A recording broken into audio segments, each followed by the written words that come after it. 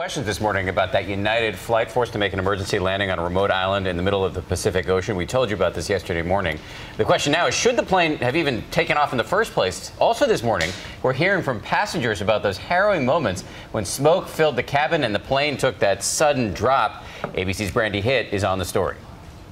This morning, some are questioning why United Flight 201 was allowed to take off in the first place. They say their flight had been delayed hours earlier that day while crews worked on a maintenance problem, and they could smell the odor then. I told my wife, I said, this is not a good decision when you smell wire like that burning. But they made the decision to go. The Boeing 777 was forced to make an emergency landing while over the Pacific Ocean in one of the most remote places you can imagine.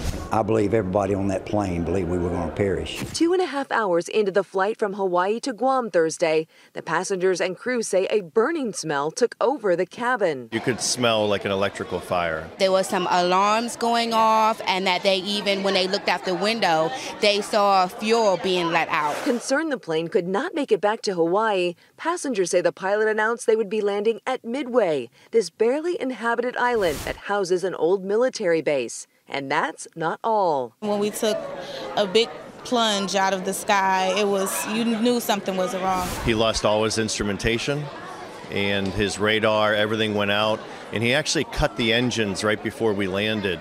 Once on the ground, the 335 passengers were cared for in this gymnasium until their replacement flight arrived, and many are praising the pilot's performance.